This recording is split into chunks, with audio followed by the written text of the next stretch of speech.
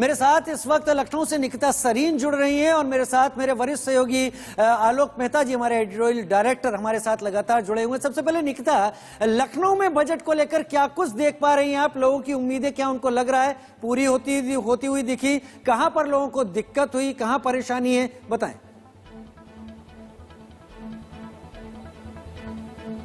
बिल्कुल राजीव, जिस तरीके से वित्त मंत्री निर्मला सीतारमण ने आज चौथा बजट पेश किया है, उसमें अगर मैं बात करूं तो सैलरीड पर्सन कहीं ना कहीं जरूर मायूस हुआ है, क्योंकि जब बजट पेश होना था उससे पहले हम लोगों ने तमाम लोगों से बात की थी, तो जितना भी वर्ग है, जितने भी मीडियम वर्ग लोग हैं, उन्हें ये जरूर तमन्ना थी कि इस बार जो इनकम टैक्स है उस पर एटलीस्ट छूट मिले। तो जो बजट पेश हुआ है उसमें सैलरीड पर्सन कहीं ना कहीं जरूर मायूस हुआ है, क्योंकि सैलरी पे फिलहाल कोई छूट नहीं दी गई है।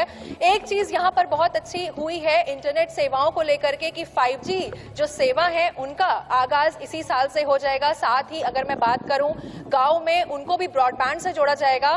तो कह सकते हैं इनकम टैक्स में भले ही छूट नहीं मिली है, लेकिन अगर मैं पेंशनर्स की बात करूं तो वहां पर उनकी पेंशन्स में जो चीजें हैं वो थोड़ी बहुत उनको छूट मिली है। और जो क्रिप्टो करेंसी है उसमें भी 1% जो TDS है वो भी, उसकी भी दरें बढ़ गई है। तो फिलहाल जिस तरीके से बजट आया है, इसमें अगर मैं पार्टीज की बात करूं, जितने भी एंटी पार्टीज है, चाहे कांग्रेस के राहुल गांधी हो या और भी नेता हो, वो भी लगातार निशाना साधते हुए सरकार पर यही कह रहे हैं कि जो बजट है उसने किसानों से लेकर के जो अनएम्प्लॉयड वर्ग था उन्हें मायूस किया गया है। लेकिन अगर मैं एम्प्लॉयमेंट की बात करूं तो 60 लाख जो नई नौकरियां हैं उसका भी फिलहाल जो निर्मला सीतारमण है उन्होंने अपने बजट में पेश किया गया है। रही बात महिलाओं की, तो उनकी ज्वेलरीज और जो भी महंगाई बहुत ज्यादा जो बढ़ चुकी थी, जो लगातार महंगाई से परेशान थे, फ्यूल से परेशान थे आम जनता, उस पर भी थोड़ी बहुत छूट मिली है। लेकिन फिलहाल जो सैलरीड पर्सन है, जैसा मैंने बताया, उनको फिलहाल इस बजट ने कहीं ना कहीं मायूस जरूर किया है।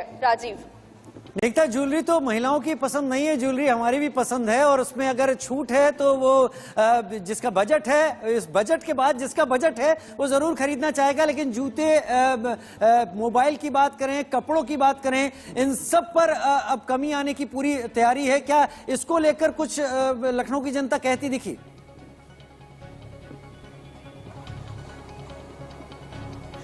देखिए, महिलाओं ने साफ तौर पर यही कहा है कि हाँ, अभी ज्वेलरीज हैं, लेदर के सामान हैं, ये सारी चीजें जरूर सस्ती हुई हैं, लेकिन कहीं ना कहीं जो उनके पति हैं, जो हस्बैंड्स हैं और वो कमाई कर रहे हैं, वो चाहती थी कि एटलीस्ट अगर इनकम टैक्स में उन लोगों को छूट मिल जाती तो एक बड़ी राहत मिलती। और साफ तौर पे उनका यही मानना है कि एटलीस्ट अगर इनकम टैक्स का पैसा कहीं ना कहीं बचता है तो वो उनके यूटिलाइजेशन में जरूर किसी ना किसी तौर पर आता है। तो फिलहाल इस चीज पर अभी भी वो मायूसी दिखा रही है। लेकिन कहीं ना कहीं हाँ, एम्प्लॉयमेंट की बात करूं तो उस पर जो नौकरियां अवेलेबिलिटी की बात हो रही है, प्लस अगर मैं बात करूं आने वाले समय में जो गाड़ियां हैं, अब जितनी भी डीजल गाड़ियां हैं वो बंद होकर इलेक्ट्रिक गाड़ियां आ जाएंगी, तो वो भी आने वाली है, जिसके चलते जो चार्जिंग स्टेशन हैं उनको बढ़ाया जाएगा।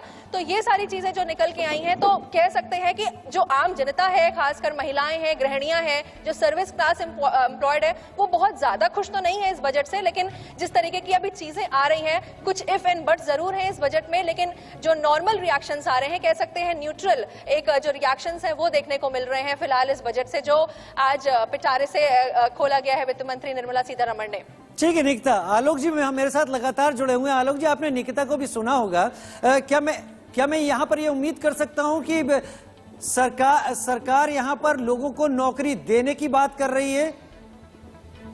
देखिए राजीव जी, मैं दो बातें कहूंगा। अभी चूंकि महिलाओं से बात शुरू हो रही थी, मैं उस पर कहना चाहता था कि सरकार कम से कम जो जैसे फिक्स डिपॉजिट कई महिलाएं जो अपना बचा करके रखती हैं, या जैसे कहा गया पेंशनधारियों को छूट दी गई है, इस तरह से हमारे पास कल 2 दिनों में जो कई रिपोर्ट्स आई, कुछ लोगों ने हमारे पास भी मैसेज भेजे, उनका ये मानना था कि खुद की गाड़ी कमाई पूरी जिंदगी में करके यदि फिक्स डिपॉजिट रखा है, उसके ऊपर से फिर टैक्स, यदि उसका जो ब्याज मिलता है उस पर भी टैक्स लग जाता है, वो सीधा काटा जाता है।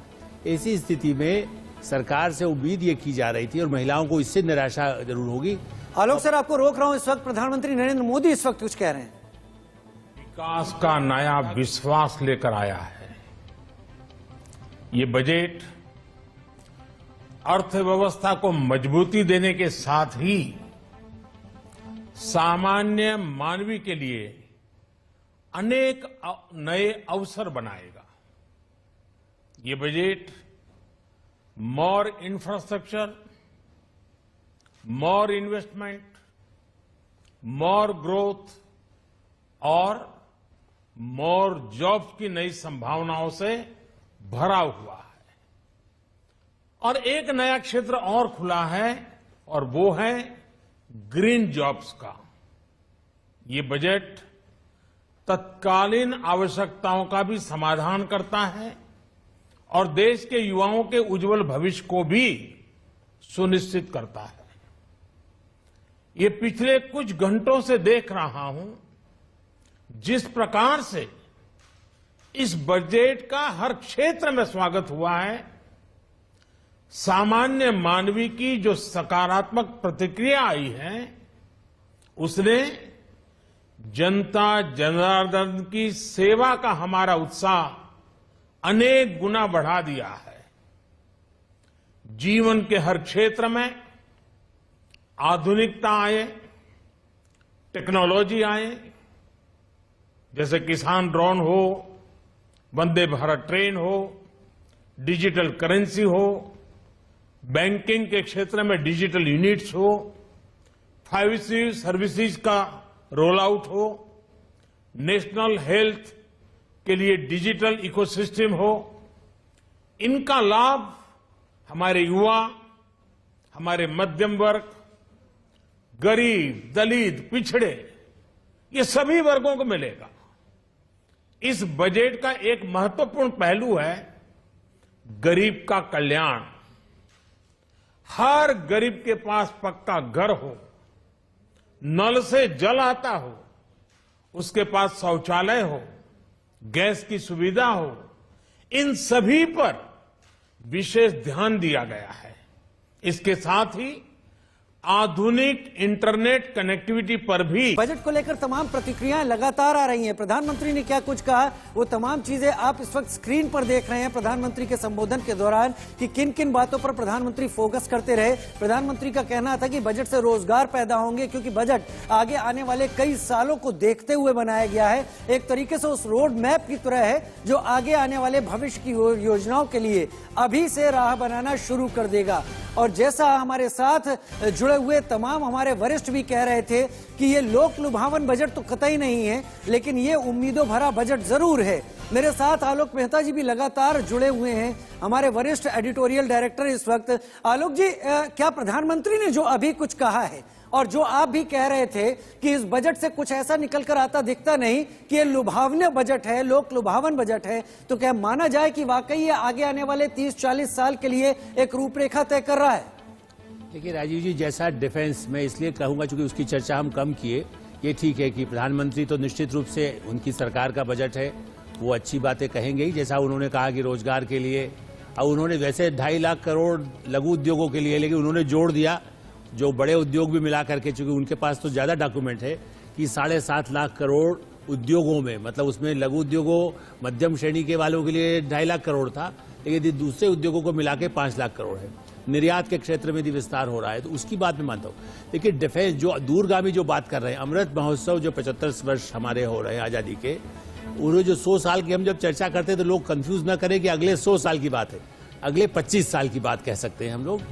डिफेंस की जो फैक्ट्री लगेगी, राजीव जी आपको ध्यान होगा, अमेरिका, रूस या छोटे देश इजराइल आज भी डिफेंस प्रोडक्शन से वहां की आर्थिक समृद्धि है। चीन में भी। सर आता हूं आपके पास, आता हूं। सचिन पायलट इस वक्त कुछ कह रहे हैं, सुन लेते हैं। दूसरी तरफ चीन लगातार आक्रमण करते हुए हमारी सीमा के अंदर घुसता चला जा रहा है और जो डिफेंस का बजट था, जीडीपी का 2.6% पिछले साल था, इस साल 2.2 रख दिया गया है और 1,22,000 पद आज फौज में पद खाली पड़े हैं। 10,000 पद अफसरों के हैं जो भरे नहीं गए। तो लगातार हमारी सुरक्षा ढांचा को बजाय मजबूत करने के उसको कमजोर होने दिया जा रहा है।